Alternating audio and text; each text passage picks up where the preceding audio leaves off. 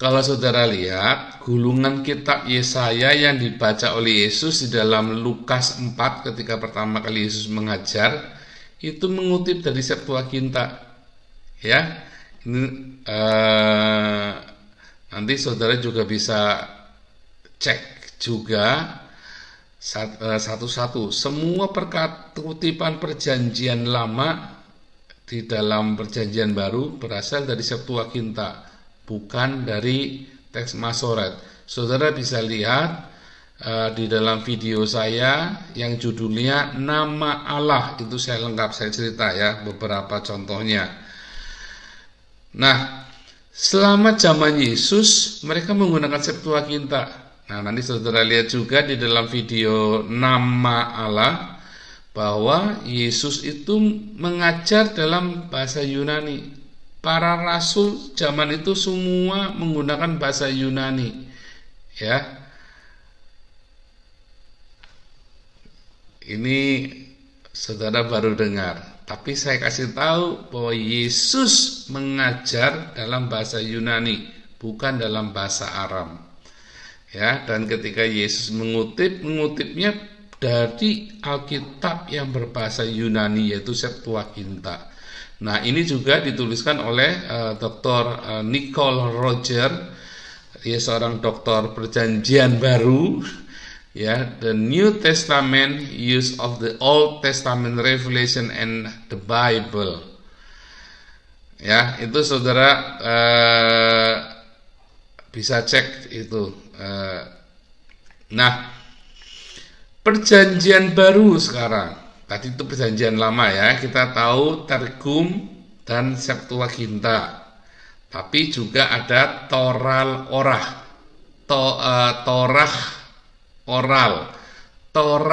oral ini yang dipakai sebagai originalnya, yang oral, karena mereka menghafalkannya tepat dengan tardes dan gematria.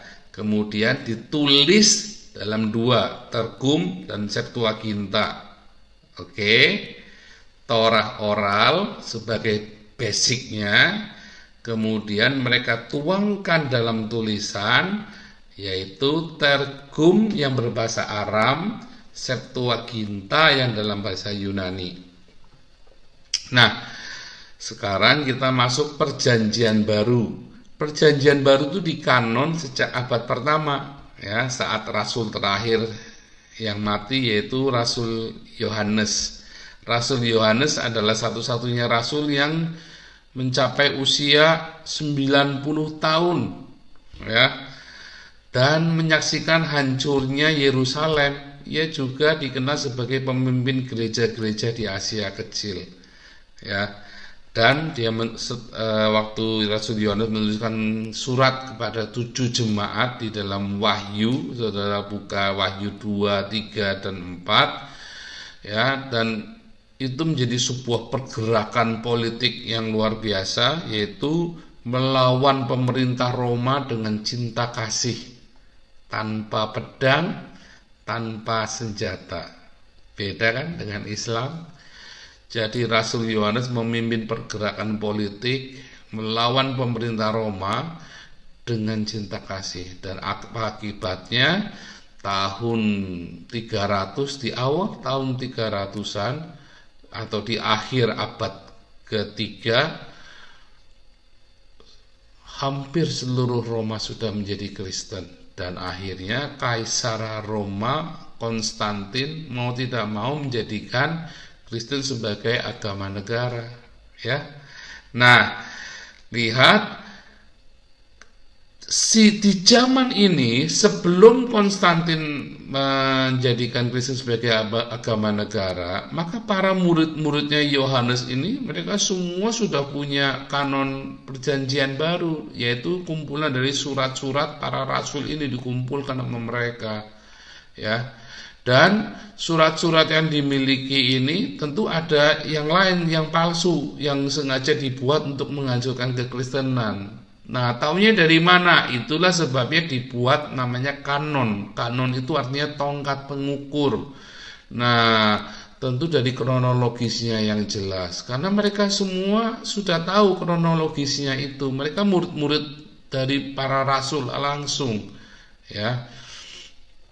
Nah, mereka sudah mengumpulkan, ini saudara lihat tabelnya itu ya, itu kanonnya. Mereka sudah kumpulkan, mereka semua langsung, mereka sudah tahu ini punya siapa, ini punya siapa, ini punya siapa. Walaupun di surat itu nggak ditulis punya surat dari Yohanes, ditulis oleh siapa, enggak. Tetapi mereka sudah tahu bahwa ini adalah tulisan dari ini. Kenapa?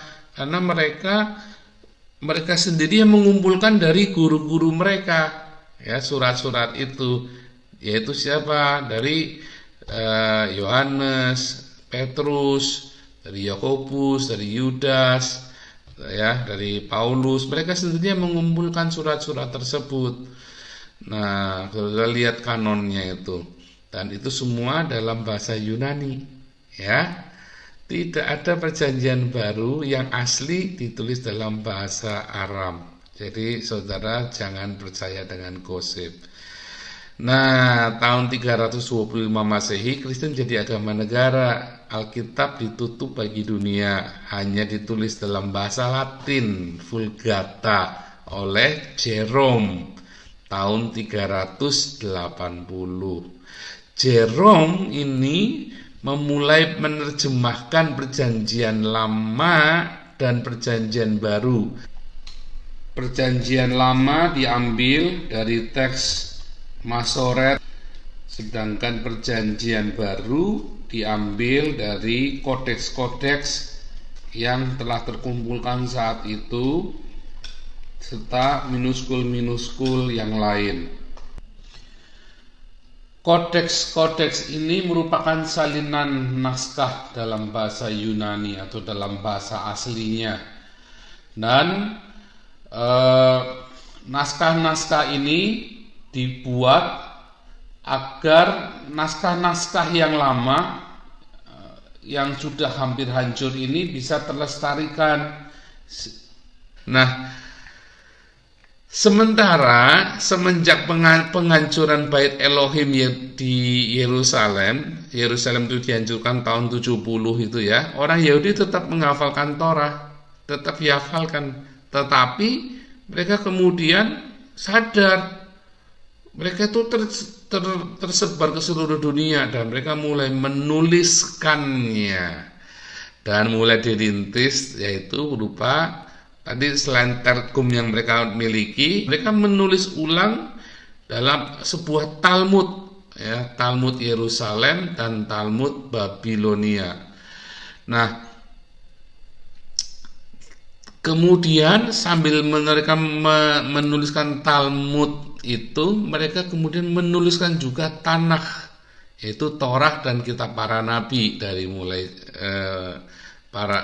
Torah dan para nabi, termasuk tulisan-tulisan para nabi setelah pembuangan ke Babel, ya, tadi mulai Esra, Nehemia sampai ke Maleaki. Nah, itulah jadilah Tanakh. Nah, penulisan perjanjian lama, Tanakh atau perjanjian lama ini dirintis oleh Bani Masora, seorang Farisi dan keluarganya secara estafet. Jadi mereka turun-temurun selama ratusan tahun mereka tulis. Ya, keluarga ini mendedikasikan hidupnya untuk menulis Torah, karena mereka harus menulisnya dengan hati-hati. Jadi nggak mudah ya menulis perjanjian lama itu, mereka hati-hati sekali. Mereka pelajari dari teks-teks yang ada, ya, dan mereka mengujinya kembali, termasuk dari Septuaginta dan Targum. Mereka mereverse, mereka menghafal, mereka tuangkan, dan mereka mereverse. Tetapi juga ada hitungannya, Pardes dan Gematria. Itulah sebabnya kalau saudara lihat cara menyalin Torah itu, Tanakh perjanjian lama itu ada syaratnya ya. Itu jumlah barisnya itu selalu 40 atau 72 atau 144. Itu enggak sembarangan ya, enggak serampangan. Dan jumlah hurufnya dari kanan ke kiri juga ada hitungannya, sehingga mereka akan tepat begitu ya, mereka turun-temurun. Nah, cara nulisnya pun mereka sangat berhati-hati. Ya, ketika mereka menuliskannya, tulisan tetragrammaton YHWH itu dikosongkan. Terakhir baru pada saat Torah itu mau ditahbiskan, maka seorang rabi, imam kepala atau rabi senior, dia menyucikan dirinya sesuai dengan aturan di dalam imamat, kemudian dia menuliskan tetragrammaton YHWH. Begitu salah satu saja, maka seluruh gulungan itu harus dihancurkan. Ya, nggak kudus lagi. Jadi mereka sungguh-sungguh jaga benar, nggak sembarangan, nggak serampangan. Ya. Nah, balik lagi ke Jerome tahun 380. Sejak tahun 380 orang Kristen Alkitabnya membaca terjemahan dalam bahasa Latin. Selama 1 milenium, 1000 tahun Alkitab dibaca dalam bahasa Latin. Ya, hanya para imam yang boleh membacanya dan menuliskan ulang menyalinnya. Nah, kemudian Martin Luther menerjemahkan Alkitab ke dalam bahasa Jerman, yang kemudian dalam bahasa-bahasa lain di dunia tahun sekitar abad ke-16. Nah, Martin Luther ini ya yang pertama kali membuka akses dunia. Ya, akses Alkitab bagi dunia. Nah, Martin Luther menerjemahkan Perjanjian Lama dari naskah Masoret, ya, yang untuk Perjanjian Lama, dan Perjanjian Baru dari naskah teks Receptus yang berbahasa Yunani, yaitu teks Vatikanus dengan semua teks-teks yang ada yang dimiliki. Ya. Nah, itulah jadilah teks Receptus. Dan semua itu masih ada dengan hari ini. Sampai hari ini masih ada teks-teks manuskrip kuno yang asli itu. Jadi sebetulnya hari ini yang saudara baca versi-versi itu adalah terjemahan. Aslinya ada nggak?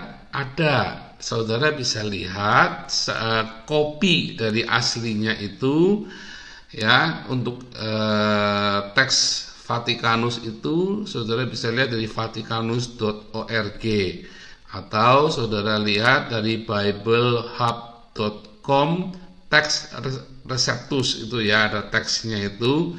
Dan untuk Perjanjian Lama saudara bisa buka di Biblika Hebraika, ya, dan itu semua berasal dari teks Masoret. Nah, salah satu bukti keasliannya, hari ini para teolog liberal pun tidak bisa membantah Perjanjian Lama.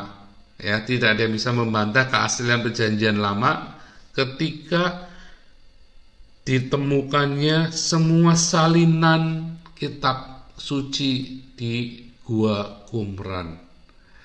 Nah,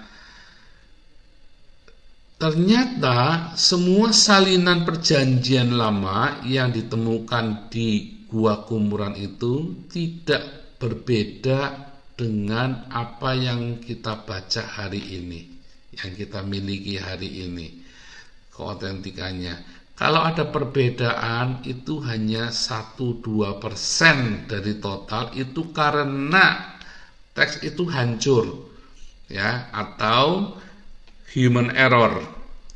Nah, sekarang masalahnya adalah Perjanjian Baru. Nah, Perjanjian Baru ini masih banyak sekali tuduhan-tuduhan terhadap naskah Perjanjian Baru. Mengapa? Karena ada yang namanya critical text yang mengkoreksi teks Receptus. Critical text ini bukan merupakan suatu perbedaan atau diskrepansi kata atau kalimat di dalam teks Receptus, melainkan pengakuan keberadaan beberapa ayat di dalam teks Reseptus berdasarkan Kodeks Vatikanus dan Sinaiticus. Padahal Kodeks Sinaiticus dan Vatikanus sendiri pun hanyalah sebuah salinan dari kitab yang terlebih dahulu. Dan ada kodeks lain yang telah ditulis lebih dahulu, yaitu Alexandrianus, yang memuat semua teks-teks yang telah ditulis di dalam teks Reseptus beserta dukungan-dukungan dari minuskul-minuskul atau naskah-naskah tua lainnya. Sehingga critical text ini bisa kita abaikan karena dasarnya tidak kuat, hanya berdasarkan kepada salinan saja, bukan dari teks asal atau teks sumber yang jauh lebih tua.